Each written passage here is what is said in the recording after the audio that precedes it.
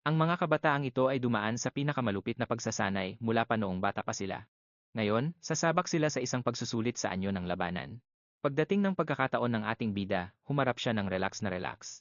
Ilang galaw lang ang kinailangan niya para mawala sa sarili ang kanyang kalaban at mapabagsak ito sa lupa.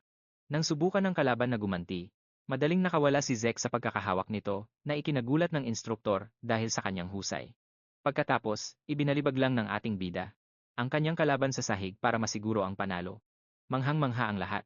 Tutal, ang lalaking nakahandusay sa sahig ng arena ay dapat sanay isa sa pinakamagaling sa grupo, habang ang ating bida naman ay itinuturing lang na isang mahinang talunan. Bakit nga ba napakalakas ng ating bida? Dahil siya ay isang regressor. Ito si Zek Drake. Ipinanganak siya sa pamilya Drake, isang angkan na direktang nagmula sa mga maalamat na Dragon Slayer. Gayunpaman, naging maikli lang ang panahon niya para pangatawanan. Ang titulo ng pamilya, agad siyang itinakwil dahil itinuring siyang walang kakayahan ng kanyang pamilya, mukhang ang gusto. Ng pamilya niya ay isang bihasang eskrimador, pero lumabas na isang sinumpang healer si Zek, isang taong walang pakialam ang sinuman.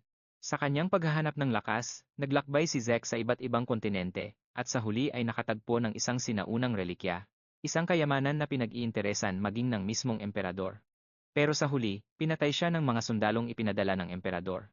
Masyadong malubha ang mga tinamo niyang sugat, kaya kahit ang kanyang healing magic ay hindi na siya naisalba. Gayunpaman, may ibang plano ang tadhana, ang sinaunang relikya na ninakaw niya ay nag-activate ng isang level up system na nagpahintulot sa kanya na bumalik sa nakaraan noong bata pa siya, bitbit ang kanyang mga bagong gising na sinaunang kapangyarihan. At mula sa sandaling iyon, nagsimula ang kanyang totoong kuwento sa pasilidad ng pagsasanay ng pamilya Drake, ang tinatawag na Cradle. Bago tayo magpalamon sa kwento ni Zek, mahalagang maunawaan muna ang background ng kanyang pamilya. Ang pamilya Drake ay isa sa 3 dakilang transcendent houses. Ang katanyagan nilang ito ay nagmula sa kanilang ninuno na si Tarakan Drake, ang bayaning nagligtas sa mundo, 1,000 taon na ang nakalilipas nang patayin niya ang masamang dragon na si Bahamut. Ang tagumpay ni Tarakan ang naging pundasyon ng kapangyarihan ng pamilya Drake. Marahil dahil sa kanilang dugo, bawat inapo ng lahing Drake ay biniyayaan ng aura na nagpapahintulot sa kanila na gisingin ang isang mataas na antas ng aura. Nang walang kahirap-hirap at maging mahusay na knight hanggang sa dumating si Zek. Kabaligtaran ng kanyang mga ninuno, wala siyang kakayahang gumamit ng aura, isang kapansanan na naging dahilan para ituring siyang outcast sa sarili niyang pamilya. Matapos bumalik sa nakaraan, habang nagpapahinga si Zek sa kanyang kama na parang walang problema, bigla siyang ginulat ng isang system window. Agad siyang naging alerto at matalas na nakinig matapos makarinig ng kakaibang tunog. Gayunpaman, matapos suriin ang paligid at walang makitang sinuman, kinumbinsi niya ang sarili na baka guni-guni niya lang iyon. Pero biglang lumitaw ang iba pang mga system window. Sa lahat ng ito, may isang partikular na system. Ang may pinakaimportanteng detalye. Sinabi nito na ang kaluluwa ni Zek ay nakatanggap ng kalooban ng Elder Dragon at ganap na itong sumanib sa kanyang kaluluwa. Di nagtagal, nabigyan din si Zek ng autoridad sa isang bahagi ng system. Sa oras na natapos ang activation, napuno ang kanyang paningin ng napakaraming system window. Ipinapakita ng unang window ang kanyang pangkalahatang stats, kabilang ang kanyang class, skills, at isang natatanging kategorya ng kakayahan na tinatawag na draconic skills. Ang skill na ito ay mabubuksan lamang kapag nakalikom na siya ng 10 puntos. Pero ang kasalukuyan niyang karma points ay 0 pa. Dahil sa kuryosidad, sinimulan niyang kalikutin ang system. At mabilis na natutunang gamitin ito. Sa lahat ng impormasyong nakasaad sa status window, ang pinakapumukaw sa atensyon niya ay ang class skill. Ang dahilan ng kanyang kuryosidad ay dahil ang mga class skills na ito ay mga terminolohiya mula sa wikang draconic na hindi na ginagamit sa kasalukuyang panahon. Narinig niya ang tungkol sa kanyang class skills mula sa kanyang guro. Ayon sa kanyang guro, ang mga tao sa sinaunang mundo ay hinahati ayon sa kanilang lakas. Bawat class ay nagsasanay ng mga espesyal na teknik na tinatawag na skills. Dahil ang class ni Zek ay isang healer, ang katapat nitong skill ay tinatawag na healing. Matapos magising ni Zek, ang kanyang guro na isa palang babae ay walang tigil siyang sinanay hanggang sa mamatay-matay na siya. Ang mga paraan ng pagsasanay nito ay kakaiba at naaalala pa niya ang matinding sakit na idinudulot nito sa kanya. Para lang mapilitan siyang pagalingin ang sarili niya. Ano pa man ang mangyari, nagpa siya si Zek na suriin. Kung isa nga ba talaga siyang healer gaya ng sinasabi ng system. Sa sandaling i-activate niya ang kanyang kapangyarihan, napagtanto niya na isa nga siyang healer. Nagulat siya dahil sa dati niyang buhay, naging healer lang siya noong 20 anyos na siya, matapos mabuksan ang kanyang kakayahan sa mana, lalo na't hindi niya ma-access ang sarili niyang kapangyarihan noon. Ang kakayahang magpagaling ng hindi pa nabubuksan ang kanyang awakening seal, ay malinaw na nangangahulugang ang kanyang selyo ay bukas na. Ang balitang ito ay talagang napakaganda. Hindi lang siya bumalik sa nakaraan. Dala ang lahat ng kanyang alaala, kundi pati na rin ang kanyang mga kasanayan ay sumama sa kanya, at dahil dito ay nasa mas kalamangan siyang posisyon. Habang nagpapasya siyang suriin pa ang system para makita kung ano pang mga sorpresa ang naghihintay sa kanya, may tumawag sa kanyang pangalan at kumatok sa pinto. Agad siyang nagmadali para isara ang mga window ng system bago pa may makakita sa mga ito. Gayunpaman, ang mainiping bisita ay bigla na lang pumasok. Sa silid ng hindi man lang naghihintay ng sagot. Ang lalaking kapapasok lang ay ang eksklusibong katiwala ni Zack na si Decker. Siya ay naroon para tingnan kung handa na ang kanyang batang Panginoon para sa darating na kaganapan. Siyempre, walang kaalam-alam si Zack kung para saan ba siya dapat maghanda. Dahil dito ay nairita ang nakakatakot na lalaking ito at halatang naiinis siya sa kawalan ng pakialam na tila ipinapakita ni Zack. Ang isiping nakalimutan ng batang Panginoon ang espesyal na araw na ito ay talagang nagpapagalit sa butler. Ang kawawang bata naman ay nagsimulang manginig ng kusa sa ilalim ng matatalim na tingin ni Decker. Ngayong naisip ito ni Zack, naalala niyang sa nakaraan niyang buhay ay takot na takot siya kay Decker. Kahit na ang isip niya ay sa isang lalaking 32 taong gulang na, hindi maalis ng kanyang subconscious ang takot na nakatanim na sa katawang ito. Sa mismong sandaling, iyon, isa sa mga class skill ang na-activate, nakilala bilang kalmadong isip o composed mind. Halos agad-agad, ang lahat ng panginginig ni Zack at anumang bahid ng takot sa kanyang mukha ay tuluyang naglaho. Mukhang ang kalmadong isip ay isang kasanayan na tinitiyak na ang mental na estado ng gumagamit ay mananatiling hindi nagbabago, anuman ang sitwasyon. Nagbibigay daan ito sa kanya na mapanatili ang isang mahinahon at kalmadong pag-iisip. Para kay Zack, napaka-practical na kusa itong na-activate. Habang nangyayari ito, patuloy ang butler sa pagsasalita, sinusubukang ipaalala sa kanyang batang Panginoon ang kahalagahan ng darating na kaganapan. Pero hindi agad sumagot si Zack matapos ang paulit-ulit na pagpupumilit ng butler, sa wakas ay nakinig na si Zack at inaming naalala na niya ito. Malinaw niyang natatandaan ang evaluation test na kilala sa tawag na pancrase. Para maunawaan kung ano ang pancrase, kailangan ng kaunting konteksto. Lahat ng mga kadete ay sumasailalim sa isang sistema ng pagsasanay na tinatawag na ang duyan o the cradle simula sa edad na 7. Sa loob ng 5 taon, sumasailalim sila sa mahigpit na pangunahing pagsasanay. Taon-taon, sinusuri ng mga instructor ang mga bagong estudyante sa pamamagitan ng mga kompetisyon sa fencing at combat, lalo na ang pancrase. Isang labanan na walang panuntunan. Ang mga kalaban ay karaniwang pinipili ng mga instructor, pero minsan, ang mga estudyante ay pwedeng pumili ng kanilang sariling kalaban basta't pumayag ang magkabilang panig. Dahil walang mga panuntunan, karaniwan ang mga pinsala, at kung minsan ay may mga estudyanteng hindi na nakakalabas ng buhay. Pero dahil ang kompetisyong ito ang nagtatakda kung saang klase ilalagay ang mga estudyante sa loob ng akademiya, walang choice ang mga bata kundi lumaban ng buong lakas gamit ang lahat ng meron sila. Dumating. Nasa wakas ang araw ng pancrase, at ang mga estudyante ay nagtipon-tipon sa amphitheater. Sa gitna ng lahat ay ang instructor na nagpapaalala sa lahat na ngayong araw ang pancrase, at ito ang nagmamarka ng huling bahagi ng kanilang evaluation. Lahat ng mga estudyante ay mabilis na sumang-ayon sa sinabi ng instructor. Nang makita ang kanilang sigla, pati ang instructor ay medyo nabilib sa magandang mood ng karamihan. Ang lalaking ito ay ang punong instructor na si PM Mark. Nang walang paligoy-ligoy, nagpasya na siyang simulan ang mga bagay-bagay. Sa karamihan, napansin ng mga estudyante si Zack na nakatayo kasama nila. Para sa ilang estudyante, nakakatawa na narito na naman si Zack. Matapos ang kahihiyang dinanas niya noong nakaraang taon. Nagsimula na sa wakas ang duel sa pagitan ng 2 estudyante at isang estudyanteng nagngangalang Aaron ang agad na tumapos nito sa pamamagitan ng isang uppercut na nagpabagsak sa kanyang kalaban. Habang ang ibang estudyante ay manghang-mangha sa bilis ng laban, hindi naman bilib si Zack, naalala niya ang panahon na takot din siya sa mga ganitong laban noong bata pa siya. Pero kumpara sa mga pinagdaanan niya sa nakaraang buhay, wala lang ito. Habang paulit-ulit na humihikab si Zack habang naghihintay ng kanyang turn, isang partikular na estudyante, si Leon Conrad, ang sabik na sabik ng makipagduel sa ating bida. Sa wakas, dumating na ang oras ng laban ni Zack at ang kalaban niya ay walang iba kundi si Leon. Habang kinukuskus ni Zack ang kanyang pagod na mga mata, sinuntok siya ni Leon na agad nagpaalala sa kahihiyang dinanas ni Zack noong nakaraang taon. At, syempre, hindi ito nakalimutan ni Zack, malinaw pa sa kanyang isipan kung paano niya pinakiusapan si Leon na patawarin siya noong panahong iyon. Masakit ang kanyang mga alaala, pero bahagi na lang ang mga ito ng nakaraan. Si Leon ang laging nagiging kalaban ni Zack taon-taon. Kilalang-kilala na siya ng ating bida, kung gaano kadumi maglaro si Leon, at ang klase ng pamilyang pinagmulan nito. Basurang pinagmulan niya, sigurado na ang tanging dahilan kung bakit niya kinakaharap si Leon sa duel na ito ay dahil si Leon ay may ginawang pandaraya sa likod ng entablado para kontrolin ang laban. Mas pipiliin pa ni Zek na magkaroon ng asong nangangagat kaysa sa pinsang katulad niya.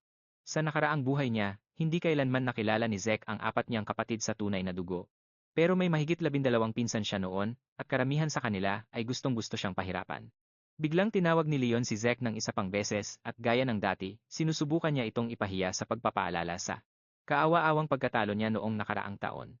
Tinanong pa ni Leon si Zek kung hindi pa ba sapat ang hiyang yon para tuluyan na siyang tumigil sa pagsali sa pancrase. Habang patuloy na nagbibitiw ng mga pang-iinsulto si Leon. Nang sunod-sunod, nanatiling kalmado si Zek dahil sa kanyang kakayahang esprit pose. Kahit na kalmado si Zek, may hangganan din ang pasensya niya. Hindi niya papayagan ang isang bastos na insekto na laitin siya. Nang paulit-ulit ng walang ganti, ang sagot ng bida natin ay lalo lang nagpainit ng ulo ng tarantadong ito. Sa pagkakataong ito, sinubukan pa ni Leon na hawakan ang bida natin sa ulo. Pero ang katangahang iyon ay nagresulta lang sa isang malakas na suntok sa mukha na nagpatalsik sa kanya. Ang brutal na suntok na iyon ay naging posible dahil sa skill ni Zek. Critical hit. Ang kakayahang ito ay nagbibigay ng malaking damage sa kalaban pero may panganib na ma-counter-attack siya kapag sumablay ang atake. Swerte ni Zek dahil swak na swak ang suntok niya. Kaya walang pagkakataong makaganti ang kalaban. Ang gago naman ay namimilipit na sa sakit habang nakatakip ang kamay sa sarili niyang mukha. Samantala, iniisip naman ni Zek na gusto lang naman niyang patumbahin ang lalaki at wala siyang balak na gamitin ang skill na iyon.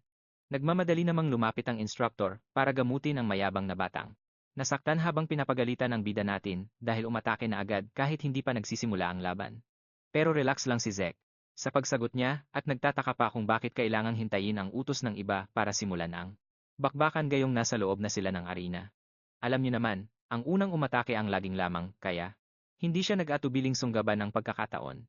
Habang sinasabi niya ito, mukhang nakakatakot talaga siya at ang tindi ng kanyang pagkauhaw sa dugo ay sapat na para manginig ang kawawang instructor. Samantala, ini-insist ni Leon sa instructor na ayos lang ang lahat at sinabing hayaan na lang silang magbakbakan. Tutal, kung aatras si Leon sa ganitong sitwasyon, masyadong nakakahiya iyon para sa kanya. Pagkasignal ng instructor, padalos-dalos na sumugod si Leon, pero ang pagsugod niyang iyon ay sinalubong ng isang suntok sa mukha. Pero nakapagtataka, ang suntok na binitawan ni Zek ay hindi masakit. Noong una, takot na takot si Leon na matamaan ng diretso, dahil naaalala niya kung gaano kasakit iyong nauna. Pero nang mapansin niyang hindi naman pala masakit, lalong lumakas ang loob niya kahit puro kayabangan lang naman. Ang nasa isip lang niya, kailangan lang niyang mag-ingat at hindi na magiging banta si Zek sa kanya. Agad na napansin ni Leon na gagamitin na naman ng bida natin ang kaliwang kamay para sa counter-attack, kaya agad siyang yumuko. Sa kritikal na sandaling ito, sinamantala niya ang kahinaan ni Zek at niyakap ito para itumba sa lupa. Pero biglang nakatanggap si Leon ng isang napakabilis na tama na kahit tayo ay hindi nakita ang nangyari, dahilan para manginig siya na parang dahon. Maging ang instructor sa gilid ay tulala at hindi makapaniwala na nakakita siya ng isang 12 taong gulang na bata na nakagawa ng ganoon katusong galaw. Noong iniwasan ni Leon ang counter-attack ni Zek at sinubukang itumba ang bata, sigurado na ang instructor na si Leon ang mananalo. Pero, sinuntok ni Zek si Leon sa mismong baba at nakatakas sa pagkakahawak nito. Kasalanan ni Leon dahil nagpabaya siya. Dahil akala niya ay nakuha na niya ang bata. Pero ang bida natin ay nanatiling kalmado sa kabila ng pagkabigo ng kanyang counter-attack. Ang konsentrasyon at katumpakan na kailangan para makapagbigay ng ganoong kaganitong damage ay isang pambihirang galing. Nagtatanong ang instructor kung ito ba talaga ang Zek Drake, na akala niya ay kilala niya. Samantala, ang mayabang na bata ay tumba matapos matanggap ang brutal na suntok na yon. Ang kanyang utak ay tuliro na at bago pa siya makakilos, nakatanggap na naman siya ng isa pang tama na nagpagewang-gewang sa kanya. Pero agad siyang nakabawi at gumanti ng sariling suntok. Sa kritikal na sandaling ito, isa sa mga skill ni Zek ang automatikong gumana ang heightened sense na pansamantalang nagpapatalas sa kanyang pakiramdam dahil sa skill na ito. Nakikita ni Zek ang suntok na papunta sa kanya ng mabagal, parang 760 frames kada segundo, kaya napakadali lang itong iwasan. Pagkalampas ng suntok, agad na hinawakan ni Zek ang braso ni Leon at buong lakas itong ibinalibag. Bagsak sa lupa. Sa sobrang tindi ng impact, literal na nagretas ang sahig sa ilalim niya. Isang skill naman ang biglang gumana, ang tinatawag na precision strike na tumama sa mga mahihinang parte ni Leon para sa kritikal na pinsala. Matapos ibaon ang paslit na to sa sahig, hinigpitan ni Zek ang kamao niya, handang basagin ang mukha nito. Nagmakaawa ang kawawang si Leon na tumigil na siya, pero si Zek Wala siyang pakialam at tuloy-tuloy lang sa paghampas ng kamao sa mismong mukha nito. Sa sobrang brutal ng ginawa niya, napanganga na lang ang instructor. At pinagpawisan pati ang mga nanonood na tulala sa sobrang gulat. Yung huling suntok, sobrang nakakasatisfy panoorin. Matapos ang maikling bakbakan at ang pagpapatumbasa ng aapi sa kanya, naramdaman ni Zek ang isang kakaibang kalmado sa katawan. Masaya siya dahil sa palabas na ginawa niya, siguradong mag-iisip na ng 2 beses ang iba pa niyang pinsan bago. Subukang pagtawanan siya ulit. Hindi naman sa mahalaga to sa kanya, pero kapag may nangahas na magsalita o gumawa ng kung ano, sisiguraduhin niyang patitigilin niya sila habang buhay. Mukhang hindi pa sapat yon para matakot ang mga inutil na gagong to. Isang mayabang na siga ang humamon sa bida natin at pinili siyang kalaban sa Pancrase. Sobrang bilib sa sarili ang mayabang na si Jaken at atat na siyang magpasikat kahit na balak lang niyang. Ang mga kamao niya ang magsalita. Well, wala namang problema yon kay Zek. Sa totoo lang, alam niyang mabuburyong lang siya kung si Jaken lang ang mag-isang haharap sa kanya, kaya binigyan niya ito ng pagkakataong magsama pa ng ibang estudyante para mas maging exciting ang laban. Tinawag pa nga ng bida natin ang isang estudyanteng si Liam Stone at sinabihan itong sumama na kay Jaken. Ang totoo niyan, uto-uto lang ni Jaken ang Liam na to. Para namang nasampal si Jaken sa mungkahin na iyon. Ang isiping, kailangan niya ng tulong para lang talunin ang isang batang tulad ni Zek ay isang matinding kahihiyan na hindi niya matanggap. Pero, sige pa rin si Zek sa pang-aasar, kaya lalong nagnitnit sa galit ang basurang ito. Umuusok na sa galit si Jaken, at gustong-gustong nang bugbugin si Zek hanggang mamatay, habang nakatayo ang dalawang magkalaban sa arena. Seryosong binalaan ng instructor si Zek na huwag munang gagalaw hanggat wala pang hudyat. Pero ayun, mukhang isinama nga ni Jaken ang alipores niya, bagay na lalong nagpasaya kay Zek. Tutal, sa nakaraang buhay ni Zek, kilala si Liam bilang isang pambihirang mandirigma, at nakuha pa nga nito ang titulong hari ng mga mersenaryo. Noong panahong yon, bilang tauhan ni Jaken, sumali si Liam sa academy. Pero dahil malayo lang siyang kamag-anak, napabayaan ang pag-aaral niya, todo makaawa pa siya noon na makapasok sa higher education sa Valhalla Academy, pero napunta lang siya sa hanay ng mga knight ng isang maliit na bansang tinatawag na baron. Nang bumagsak ang baron, naging mersenaryo si Liam. Sa gitna ng gulo, ang mga malalakas ay talagang sinusundan ng mga disipulo. Dahil sa tagal niya bilang mersenaryo, naging Red Knight si Liam. At kalaunan ay itinatag ang Stone Mercenaries. Napag-isa niya ang 3 pinakamalalaking grupo ng mga mersenaryo, kaya nakuha niya ang titulong hari ng mga mersenaryo. Noong kinuha ng imperyo ang Stone Mercenaries, sumabak si Liam sa mga digmaan sa buong kontinente kung saan nakaharap siya ni Zek at ng mga Nordic bilang isang malakas na kalaban, pero sa pagkakataong to, determinado ang bida natin na gumawa ng ibang kapalaran. Pagkabigay ng signal ng instructor, agad na sumugod.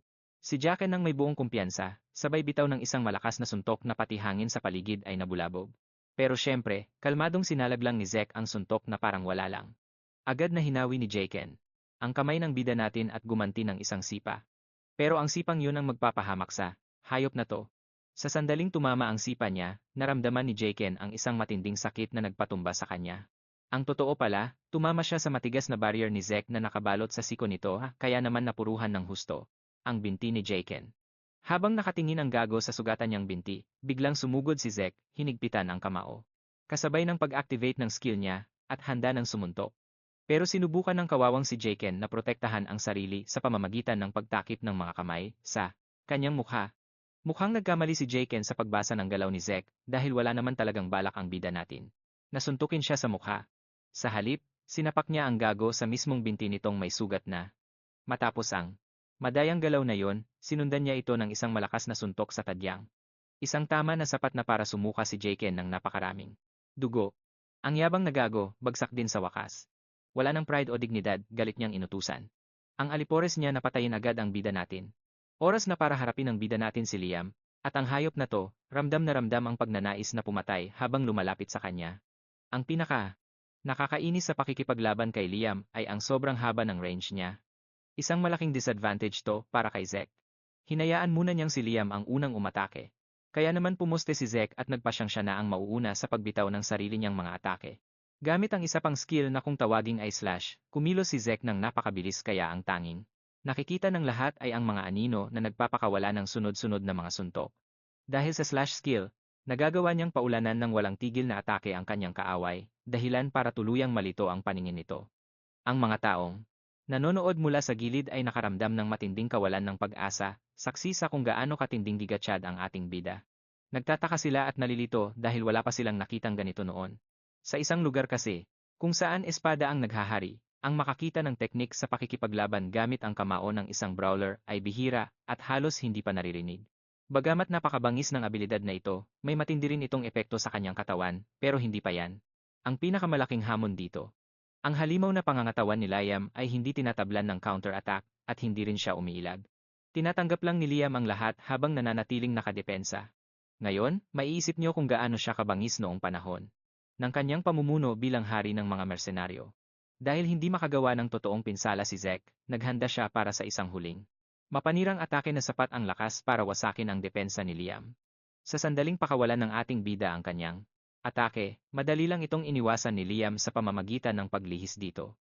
Ang lalong nagpainit ng ulo ni Zek ay ang katotohanang ang hayop na to ay hindi man lang kumurap o tumingin man lang sa atake, iniwasan niya lang ito na parang wala lang.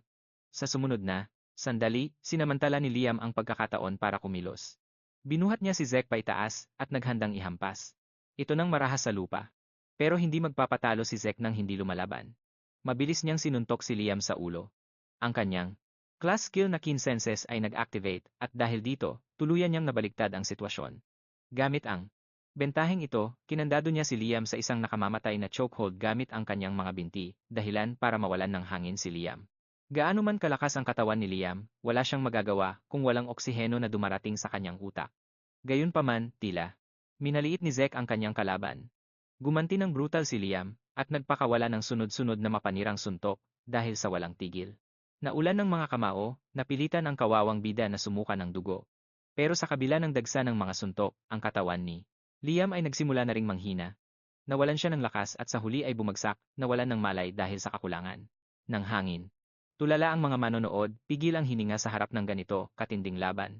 Pero sa gitna nila, may isang estudyante na imbes na kabahan o mangamba, ay tila kakaiba ang tuwa. Sa katunayan, excited siya at hindi na makapaghintay na makaharap si Zek bilang kalaban, matapos ang araw ng labanan, bumalik. Ang ating bida sa kanyang silid kung saan tinanong siya ng kanyang tagapagsilbi tungkol sa kanyang kalagayan, nabalitaan niya kasing malubhang nasugatan si Zek sa mga laban.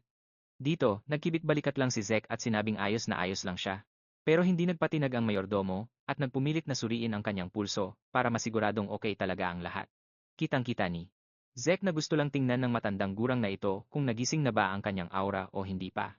Sa huli, iniabot niya ang kanyang kamay sa tagapagsilbi na mabilis na naglabas ng asul na enerhiya mula sa kamay nito patungo sa kamay ni Zek.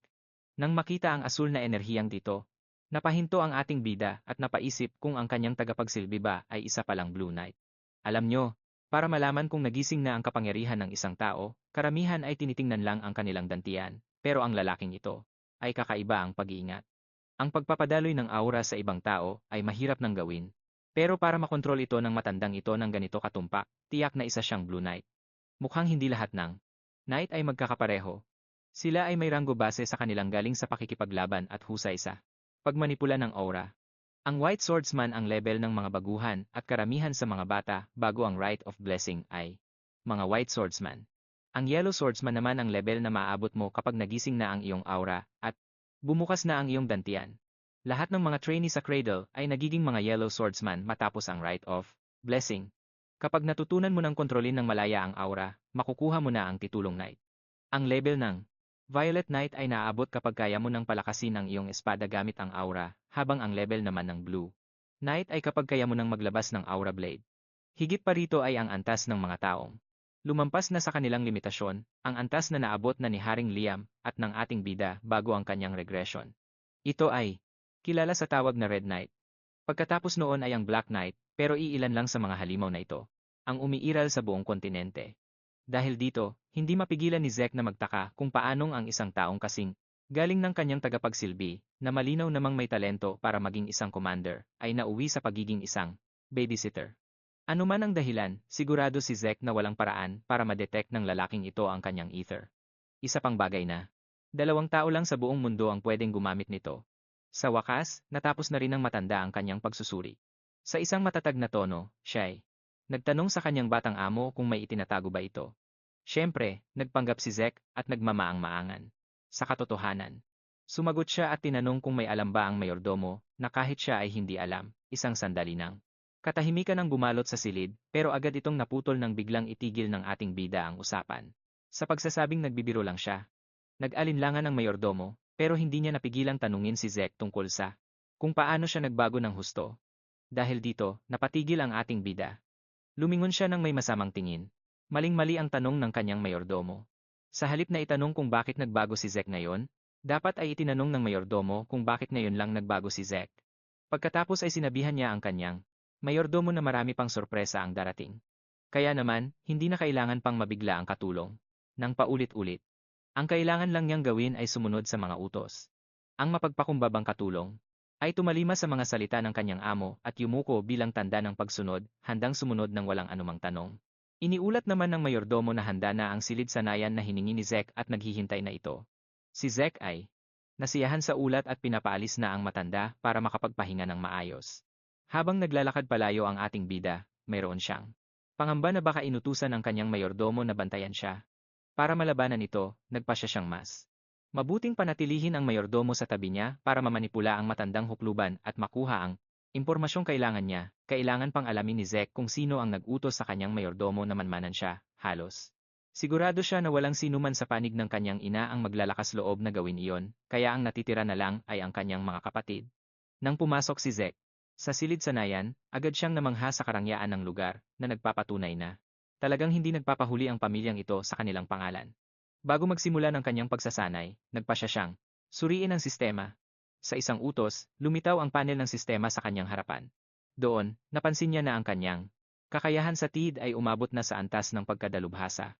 Wala siyang ideya kung paano ito nangyari, pero hinala niya na malamang na tumaas ang antas nito dahil sa paulit-ulit na paggamit. Kusa ang pag-activate ng kakayahan. Depende sa kanyang mga galaw, at wala siyang espesyal na kailangang gawin para gumana ito. Sa pagkakaalam niya, kung matututo siya ng bago, malamang na madagdag din ito rito bilang isang kakayahan, hindi pa rin siya sigurado sa pagkakaiba ng isang kakayahan at isang kakayahan sa klase, bagaman napansin niya na parehong gumagana. Ang mga ito ng kusa sa parehong paraan. Panghuli, mayroon ding kakayahang draconic, pero hindi pa niya ito makukuha dahil kailangan ng 10 puntos para ma-unlock ito. Pinindot niya ang opsyon at ipinaalam sa kanya ng sistema na maaari siyang makakuha ng karma points sa pamamagitan ng pagpatay ng mga halimaw. Ang kasalukuyan niyang karma points ay nasa 0. Speaking of mga halimaw, naisip ni Zek na marami nito sa mga dungeon, pero dapat ay isa man lang siyang lilang sa traya para makapasok doon. Sa ngayon, mas curious siya kung bakit siya bumalik sa nakaraan at kung ano ba talaga ang sistema na ito. Ang konsepto ng mga kakayahan at kakayahan sa klase ay kabilang din sa listahan ng kanyang mga katanungan. Sa kaibuturan ng kanyang isip, nararamdaman niyang baka may kaugnayan ang lahat sa sinaunang relikyang iyon. Gayunpaman, hindi siya sigurado dahil wala siyang sapat na impormasyon para pagdugtong-dugtungin ang mga ito. Ano man ang mangyari, hinawakan niya ang kanyang espada at nagpa siyang gamitin ang lahat ng mayroon siya para lumakas, maging ang sistema o ang dugong draka. Sa mundong ito, may dalawang kilalang kapangyarihan. Ang aura ng mga ksatraya at ang mana ng mga salamangkero. Pinalalakas ng mga ksatraya ang kanilang aura sa mga dungeon habang ang mga salamangkero ay pinipino ang kanilang mana sa pamamagitan ng mga bilog. Ang dalawang kapangyarihang ito ay magkasalungat, ibig sabihin na kung nagising mo ang isa, hindi mo na pwedeng magising ang isa pa. Pero, minalas si Zek dahil hindi niya nagising ang aura o ang bilog. Dahil sa kawalang kakayahang ito, itinakwil siya ng pamilyang Draka na nagtulak sa kanya na magpagala-gala hanggang sa makilala niya ang kanyang guro noong mga panahong iyon. Maraming itinuro sa kanya ang kanyang guro, pero ang pinakamahalagang aral ay ang sining ng pagpapagaling at ang haldet, isang kakaibang teknik na binuo ng kanyang guro. Sa tulong ng haldet, natutunan ni Zek na gamitin ang enerhiya ng kalikasan na kilala sa pangalang Ete. Hanggang ngayon, silang dalawa lang ng kanyang guro ang gumagamit nito sa buong mundo. Matapos ang 2 oras ng pagsasanay, pakiramdam ni Zek ay bibigay na ang katawan niya. Gayunpaman, ang kanyang kakayahan sa klase na pagpapagaling ay gumana kasabay ng isa pang kakayahan, ang pagbawi ng lakas. Ang pagpapagaling ay isang skill na sobrang bihira na kahit si Zek ay hindi alam bago pa niya makilala ang kanyang guro, kung may iba mang makakakitang ginagamit niya ito, siguradong tatawagin siyang irregular. Kaya naman pinigilan niyang gamitin ito sa laban kay Liam, at nagmadali siyang gamutin ang sarili pagbalik sa kanyang kwarto. Matapos bumalik, ang buong lakas ng kanyang katawan, nagpa siya si Zek na ituloy ang pag-iensayo. Alam niyang hindi siya pwedeng magsayang ng kahit isang sandali. Pagdating Nang madaling araw, mukhang bugbog sarado na si Zek sa pagod matapos ang matinding ensayo, baka sa buong silid ang hirap na pinagdaanan niya. Na may mga malalalim na hiwa sa sahig at mga marka kung saan tumama ang kanyang espada, ano pa man ang mangyari, lumipas ang isang linggo, at narito na tayo sa cafeteria ng Berso. Doon, narinig ni Zek ang mga estudyanteng pinag-uusapan. Siya. Tingin nila, naging ibang tao na siya ngayon. Dahil dati siyang certified loser na mula pagkabata, hinala. Nila ay baka gumagamit siya ng itim na mahika. Habang nangyayari ito, sa isang private room, sabay-sabay na kumakain ang lahat ng mga importanteng estudyante. Ang nangunguna ay mabilis na naubos ang kanyang steak. Tapos ay nandoon din itong si Owen, na kalmadong-kalmado. Sa harap niya ay nakaupo si Leon Bastu, na gaya ng dati ay maingay at mainipin. Sinabihan siya ni Owen na dapat siyang kumain ng maayos dahil kailangan niya ng lakas para sa duel sa eskrima. Pero itong si Leon ay bigla na lang nagwala. At hinampas ng pagkalakas-lakas ang lamesa dahil sa asar, kaya naman ang sineserbing steak niya ay nahulog lang sa sahig. Dahil sa lakas ng hampas na iyon, pati ang steak ni Rena ay tumalsik mula sa kanyang plato at nahulog din, kaya naman uminit ng husto ang ulo ng dalaga. Sa talim ng titig ni Rena, medyo napahiya si Leon. Mukhang ang apat na estudyanteng ito ay pare-parehong galit sa bida natin. Kaya hindi nakatakataka na magkakasama sila, pero kahit na nasa iisang grupo sila, mukhang hindi naman talaga sila nagkakasundo. Ang tanging nagbubuklod sa kanila ay ang kanilang pare-parehong galit. Inamin ni Owen na naging matapang at kahanga-hanga si Zek noong pancrase. Pero kampante siya na magiging kaawa-awa si Zek pagdating sa eskrima. Sa pagkakaalam niya, hindi man lang alam ni Zek kung paano humawak ng tama ng espada. Kaya wala siyang dapat ikabahala. Sinabi pa ng isa sa kanila na sobrang hina ni Zek, kaya kinailangan pa niyang magpagawa ng espesyal na espada dahil masyadong mabigat ang mga normal na espada para sa kanya. Gayunpaman, hindi pa rin matanggap ni Leon kung paano siya natalo ng basurang tulad niya, kumbinsido siya na nakatsamba lang si Zek sa kanya noong pancrase. Well, mukhang hindi sang-ayon si Rena sa iniisip nila, kung talagang naniniwala sila sa kalokohang iyon, wala raw sa kanilang may karapatang maging knight ng pamilya. Draker. Pagkasabi niyon, umalis na ang dalaga sa silid. Bago tayo pumunta sa araw ng duel, heto muna ang kaunting background tungkol dito. Hindi katulad ng pancrase, sa sword duel ay totoong espada na ang gamit, kaya ito ang pangunahing dahilan ng mga aksidente sa loob ng Berso. Dito rin makikita ang malaking agwat sa pagitan ng mga kakayahan ng mga kadete. Isang buwan matapos ang mga final exams, magsisimula na ang ritual ng pagbabasbas. Ang event kung saan gigisingin na ng mga Draker ang kanilang aura. Dumating na sa wakas ang araw ng duel, at inuutusan na ng instructor si Zek na pumunta sa gitna. Kampanteng-kampanteng pumasok ang bida natin habang may daladalang dambuhalang espada sa kanyang balikat. Literal na mas malaki pa ang espada kaysa sa kanya, kaya naman agaw atensyon talaga ito. Lahat ay tinatawanan siya, iniisip nila na akala ni Zek ay porke mas malaki, mas magaling na. Na para bang magbibigay ito sa kanya ng lamang. Ang taong lumapit sa kabilang panig ay si Rena, na mukhang ganado at madramang naghamon sa bida natin sa isang duel. Well, handang-handa na ang bida natin sa hamon na ito, at tinanggap niya ito ng walang pag-aalinlangan. Hindi gusto ni Rena na nakikitang buhat ni Zek ang claymore ng ganoon kadali, ngayong kaharap. Na niya ito ng personal, ramdam niyang hindi na ito ang dating Zek na kilala niya. Ang taong kilala niya noon ay halos hindi man lang makahawak ng tama ng espada. Ang presensya niya ngayon ay sobrang nakaka-intimidate na nagsisimula na siyang kabahan, pero agad siyang natauhan, nadidiri sa sarili dahil naisip niyang natatakot siya. Sa kanya, hindi na siya pwedeng umatras ngayon, lalo na't siya ang naghamon. Habang nangyayari ito, medyo kinakabahan din si Zek. Alam niyang hindi sapat ang mga dati niyang taktika para makuha ang inaasam na panalo dahil ang pakikipagduel sa Knight ng Kidlat ay hindi biro. Nakakapanghina talaga ng tuhod. Alam niyo ba, sikat na sikat itong si Rena Turon at nakuha ang titulong Knight ng Kidlat sa nakaraan niyang buhay. Nakilala siya noong panahon ng digmaan sa buong kontinente at kinikilala bilang isa sa pinakamagaling sa susunod na henerasyon ng mga Draker. Isa siya sa iilang tao na nagising na ang aura bago pa man ang ritual ng pagbabasbas. Sa pagkakaalam ni Zek, nagising na nito ang kanyang aura ilang taon na ang nakakalipas. Gayunpaman, hindi niya ito ginamit simula pagkabata dahil nag-focus siya sa pagpapahusay ng kanyang mga basic na technique. Sa sandaling ibigay ang signal, para simulan ang duelo, agad na nag-umpugan ang mga espada ng dalawang magkatunggali. Pagkatapos ng unang salpukan, umatras muna si Rena bago sumugod ulit. Sa isang malakas na hataw, napaurong niya si Zek. Ang dalawang palitan na iyon ay sapat na para mahusgahan ng ating bida na mas magaling pa pala ang babaeng ito kaysa sa inaasahan niya.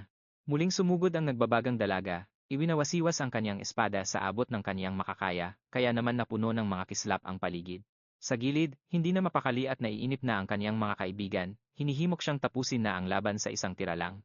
Pero isa sa mga mas madunong ang nagpaalala sa mga lokong ito na hindi nakikipaglaro si Ren, si Zek ang siyang nagdidikta ng laban.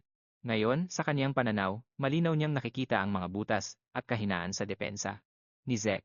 Pero, sa tuwing susubukan niyang atakihin ang mga ito, agad na nahaharang ng espada nito ang kanyang tira, na tila ba. Pumapalakpak pa ito sa kanyang mga pagtatangka. Ang mas nakakainis pa rito, pagkatapos nitong harangin ang isang atake, sinasadya nitong mag-iwan ng isa pang bakanteng pwesto para tamaan. Parang ang duelong ito ay hindi tungkol sa pagkapanalo.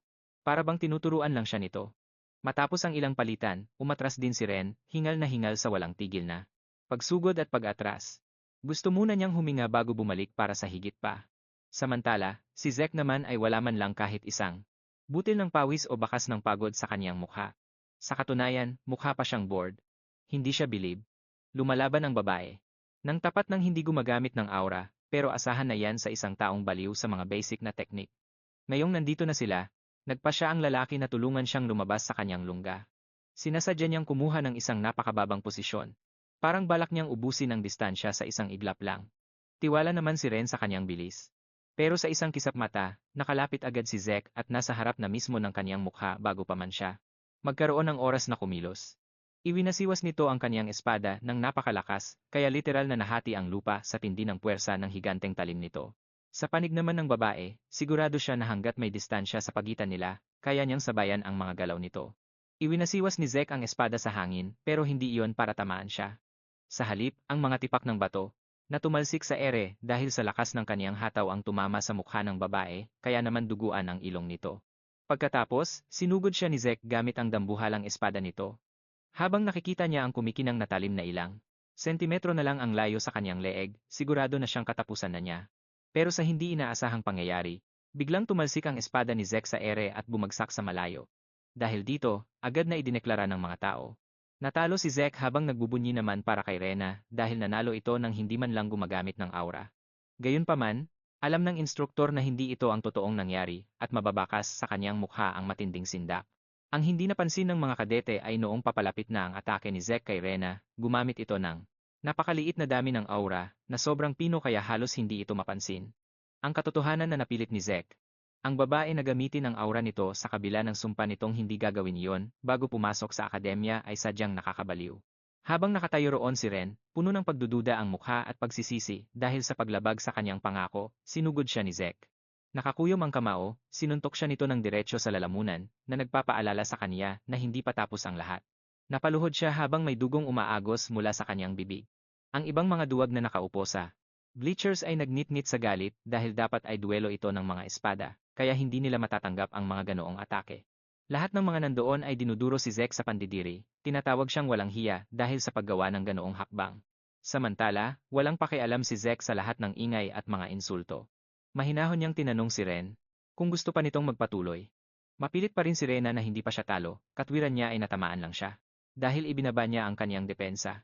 Pero nang pag-isipan niya itong mabuti, isang katotohanan ang tumampal sa kanya, kung kutsilyo sana ang hawak nito. Sa halip na suntok lang, malamang ay nakabaon na siya sa lupa ngayon. Inamin na niya ang kaniyang pagkatalo. Ang mga taong kanina lang ay tawang-tawa, at nangungutya kay Zek ay biglang natahimik sa gulat. Si Zek Drake na tinatawag lang na basurang tao nitong mga nakaraang araw, ay nakakuha ng isang hindi matatawarang panalo. Nanalo siya laban sa isa sa mga pinakamagaling na anak ng mga tanyag na pamilya.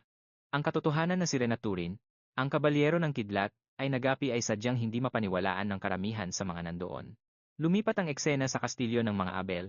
Sa labas, isang mapanganib na bakbakan ang katatapos lang, na nag-iwan ng tumpok ng mga bangkay sa hukay. Saksi si William sa kakilakilabot na tagpong iyon, at hindi niya mawari kung paano nagawa iyon ni Abel. Kalmadong umiinom ng tsaa si Abel na parang walang kaproble-problema. Ang atensyon ng pamilya Abel ngayon ay nakatutok sa isang sulat tungkol sa pagkapanalo ni Zek Drake laban sa henyong Sirena. Tumayo sila at nagtanong kung gaano pa katagal ang hihintayin bago bumalik ang basbas ng pamilya. Dahil may sapat pa silang oras bago ang bilog na buwan, naisip ni Abel na ayos lang na bumisita muna sa pamilya Drake. Nang marinig ito, medyo nagulat si William na pinili niyang pumunta ng mag-isa, pero dahil gusto niyang makita ito ng malapitan, sabik na siyang malaman kung anong klaseng paggising o awakening ang pagdadaanan ng bunso sa kanilang pamilya. Habang ang pagkapanalo Ni Zek ay nag-iwan sa lahat sa cradle na tulala sa gulat, hindi man lang niya inintindi ang kanyang tagumpay at bumalik lang agad sa kanyang pagsasanay, tumanggi pa siyang mag-celebrate. Lumipas ang isang buwan at sa wakas, dumating na ang araw ng ritual ng pagbabasbas. Si Zek ay hindi pa rin makapaniwala kung paano siya naging isang Red Knight sa dati niyang buhay, lalo na't sa ganito kahinang katawan na meron siya. Matapos ang training, iniutos niyang buksan ang status window. Ang kanyang mastery skill ay pasok sa inaasahan niya dahil nasa expert level na ito. At ang mas maganda pa, sa tuwing tumataas ang rank ng isang skill, nagre-reset ang mastery level nito, gaya ng makikita sa dami ng level ng kanyang mga rank skill. Bukod doon, pinataas din niya ang mastery ng skill na quick step, ang mismong ginamit niya laban kay Rena. Dahil sa matalas niyang pakiramdam, alam niyang pinapanood siya ng butler. Sinabihan ni Dacre ang kanyang amo na kailangan na nilang umalis sa loob ng 2 oras para sa selebrasyon. Naisip ni Zek na oras na para maghanda. Matagal nang hindi nakakadalaw si Zek sa main estate. Papunta na siya sa tahanan ng pamilya Drake na matatagpuan sa Duchy ng Troyes. Habang ang pangunahing tirahan ng pamilya ay nasa gitna ng kontinente, ang ritual ng pagbabasbas ay ginaganap, kung saan unang lumabas ang alamat ng Dragon Slayer. Pagkarating sa destinasyon, bumaba si Zek sa sasakyan at pumasok sa lungga ng Dragon's Nest. Matapos makapasok sa loob, may isang bagay siyang napagtanto. Ang mga tao rito ay mga tanyag na bisita na may matitinding pangalan. Alam na alam niya na ang ilan sa kanila ay mga espiyang, ipinadala para bantayan lang siya. Pero kahit ano pa ang balak nila, kampante si Zek na magiging maayos ang lahat kapag ang kanyang awakening ay bumulaga sa kanilang mga mukha. Doon niya nakita ang isang lalaki, isang tao na sa presensya pa lang ay nagpapakulunan ng kanyang dugo. Ang lalaking ito ay walang iba kundi si Abel, na nakikipagkamay sa kung sino at sinasabing wala naman talaga siyang interes na pumunta sa event na ito. Wala siyang pakialam sa kahit sino maliban sa isang tao, at ang taong iyon ay ang kanyang bunsong kapatid. Ang pangalawang anak ng pamilya Drake ay binansag ang Lion's Blade, pero may mas matindi pa siyang pangalan na kabisadong-kabisado ni Zek, ang Butcher Knight. Sinusubukan ng bida natin na manatiling kalmado sa harap ng kanyang kuya. Tutal, wala naman siyang masyadong magagawa sa sitwasyong ito. Sa dati niyang buhay, hindi kailanman nagpakita ang pangalawang anak para panoorin si Zek sa ritual ng pagbabasbas. Ibig sabihin nito, ang mga ginawa niya sa paligsahan ng pancrase ay nakapagpabago sa daloy ng hinaharap. Habang nakakuyom ang kamao sa inis, napagtanto ni Zek na nakagawa siya ng pagkakataon para sa kanyang sarili. Maya-maya, nagsimula na ang ritual ng pagbabasbas. Tinawag si Aren para lumabas bilang unang mandirigma. Mabilis niyang inilubog ang kanyang braso sa loob ng isang mahiwagang palanggana na nagresulta sa pagdaloy ng asul na enerhiya sa kanyang braso. Ipinaliwanag na sa bawat ritual ng pagbabasbas, bawat miyembro ng pamilya Drake ay ginigising ang kanilang nakatagong aura sa oras na dapat na silang lumabas sa cradle. Nangyayari ito sa edad na 12 at si Aren ang naging unang halimbawa ng mga unang nagising ang kapangyarihan. Ngayon, kumpara sa mga karaniwang knight na nagigising lang pagkatapos ng 20 taon, ang prosesong ito ay napakabilis para sa pamilya Drake. Ilan lang sa kanila ang matindi talaga, iyong mga may aura, ang nakakagising din ng espesyal na katangian ng isang Dragon Slayer. Ang tawag sa abilidad na ito ay Mana Inhibition. Nakakamanghang makita na ang mga Mana Blade ay naglalabas ng matitinding pulang kislap. Ang mga biniyayaan ng Mana Inhibition ay nagiging sapat ang lakas para makipagsabayan sa mga Red Knight at Black Knight. Ito ang tinatawag na awakening ng mga pure blood. Dahil sa katangian ng Mana Inhibition, ang mga kandidato ay kailangang gumamit ng espesyal na guwantes na gawa mismo ng pamilya, kundi hindi sila makakapamuhay ng normal. Makikita ito kay Rena na dumaan na sa proseso ng awakening at laging nakasuot ng guwantes. Kapag napatunayan na ang isang tao ay isang pure blood, ibinibigay sa kanya ang pangalang Drake. Pagkatapos, makakatanggap din siya ng sangkatutak na suporta at walang katapusang pribilehiyo para tulungan siya. Nagbubulungan na ang mga manonood dahil, sa wakas, ang kandidatong pinakahihintay ng lahat ay umakyat na sa entablado. Naniniwala silang ang awakening ng batang ito ay hihigit pa sa naging awakening ni Rena. Habang naglalakad si Zek sa harap ng estatwa, nagulat siya na nandito na naman siya sa sitwasyong ito. Sobrang sakit at puno ng trauma ang karanasan niya sa dati niyang buhay, dahil ang ritual ng pagbabasbas ang naging mitsa ng kanyang katapusan noon. Ang tanging bagay na nagtulak sa kanya para magpursige ay ang araw kung kailan wala siyang nakuha kundi puro kahihiyan. Pero iba na ang sitwasyon ngayon. May kakayahan na siyang mag-heal at kontrolin ang ether. Higit sa lahat, natutunan na niyang maging matatag at malakas gamit ang sarili niyang mga abilidad. Kaya naman, malaki ang inaasahan niya sa tansong estatwa na tutulungan siya nito ngayon. Habang isinasawsaw niya ang kanyang braso sa pool, biglang nag-react ang estatwa, nangatal muna ito bago biglang huminto. Nagulat ang lahat ng nasa loob ng silid. Ngayon lang nangyari ang ganitong bagay. Kahit si Abel, napanganga sa gulat. Pagkahugot ng bata sa kanyang braso, nakumpirma niya ang kanyang iniisip. Alam niyang walang pinagkaiba ang resulta ngayon. At kasalanan nito ni Abel. Masyado siyang naging kampante at nagpadalos-dalos sa kanyang konklusyon. Ang ibang mga tao naman ay tulala lang sa gulat. Hindi sila makapaniwala na ang kandidatong pinakainaasahan ay bigong mag-awaken. Pinagtatawanan nila siya dahil hindi man lang siya nag-awaken, kahit pa isa siyang direktang inapo. At syempre, kinuwestiyon din nila ang pagkapanalo niya kay Rena, na akala ng lahat ay nakuha lang niya sa pandaraya.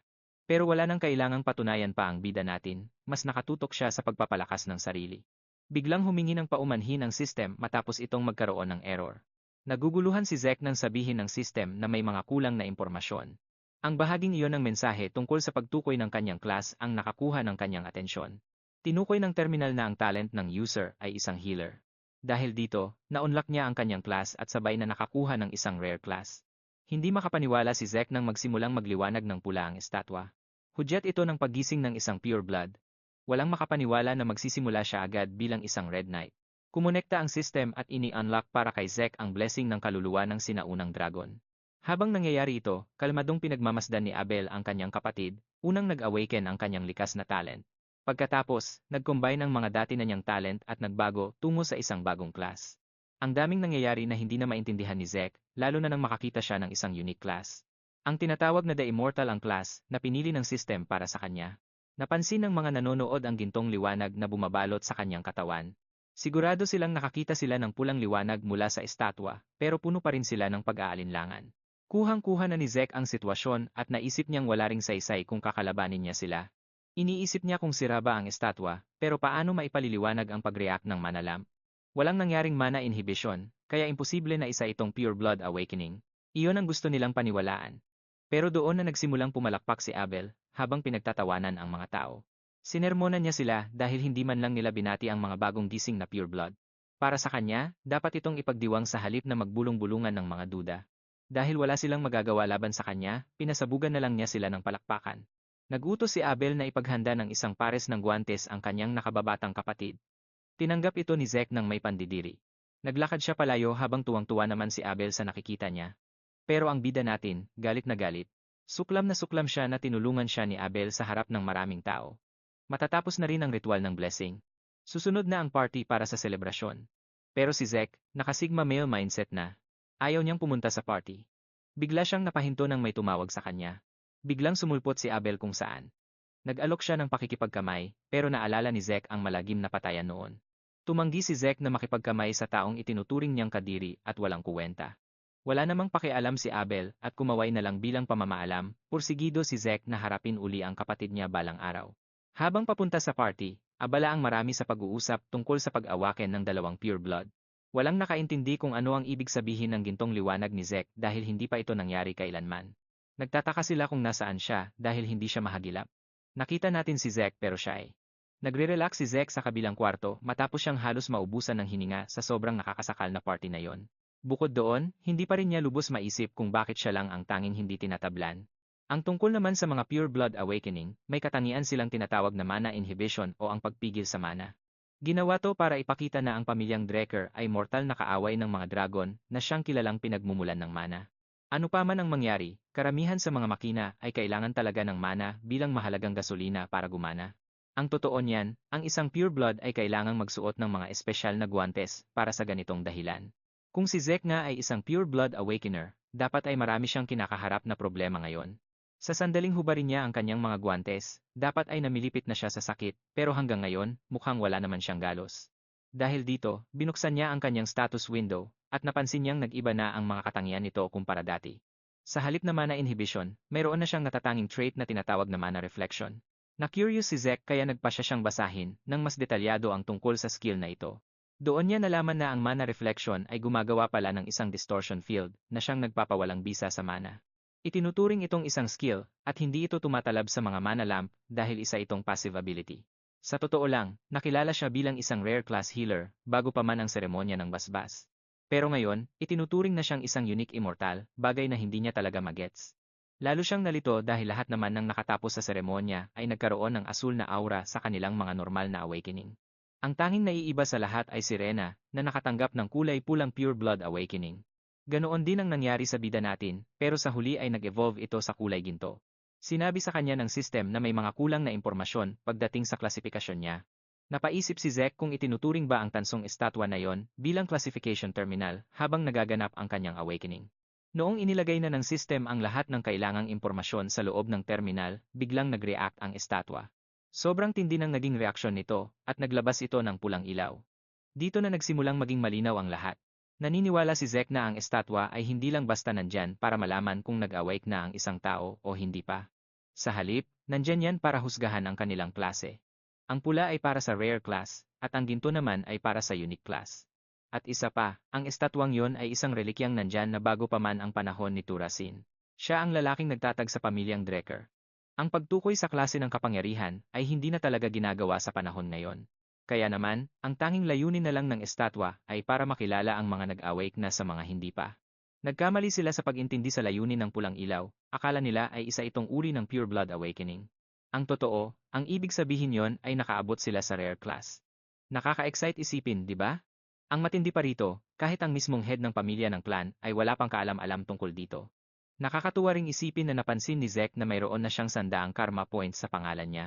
Iniisip niya kung nakuha ba niya ang mga ito habang nagaganap ang kanyang awakening, kaya agad siyang nagpasyang gamitin ang mga ito. Ginamit niya ang mga ito para bilhin ang Draconian skill. At pagkatapos niyang bumili, agad na nag-update ang system. Nakakuha siya ng napakaraming beginner skills, tulad na lang ng mga mata ng dragon. Mayroon ding kapangyarihan ng dragon na nilalamon. Medyo gets niya pa yung unang dalawa, pero doon sa huli, talagang napakamot ulo siya. Kasi naman, ang tanging layunin lang yon ay para sa pagtunaw ng pagkain. Ayaw naman nating bida na mag-aksaya ng points sa mga bagay na hindi naman siya sigurado. Kaya ang pinili na lang niya ay ang mga mata ng dragon at ang lakas ng dragon. Medyo delikado kasing gamitin ang pangalawang skill dahil kailangan niyon ng paggamit ng aura. Kaya sa ngayon, inactivate muna niya ang mga mata ng dragon para makita kung ano ba talagang special dito. Medyo nakaka-disappoint lang kasi wala namang kakaibang nararamdaman si Zek sa kanyang mga pandama. Tiningnan niya ang estatwa sa hardin. Pinalakas ng skill na ito ang kanyang paningin, kaya naman kitang-kita na niya ang bawat detalye nito. Ngayon, may kakayahan na siyang makita ang mga detalyadong impormasyon tungkol sa kahit anong bagay na tinitingnan niya. Biglang bumuhos sa katawan niya ang lahat ng impormasyon tungkol sa estatwa. Sobrang bigat nito sa pakiramdam, kaya nakaramdam siya ng matinding pagkapagod. Naisip ni Zek na mawawalan din ng silbi ang mga kapangyarihan niya kung mayroon naman itong malaking disadvantage. Mabuti na lang at biglang gumana ang kanyang healing factor. Kaya naman agad nawala ang kanyang pagkapagod at para masubukan pa ang kanyang bagong skill. Matapos mag-evolve ang kanyang kakayahan, kumuha siya ng isang talim at bahagyang hiniwa ang kanyang braso.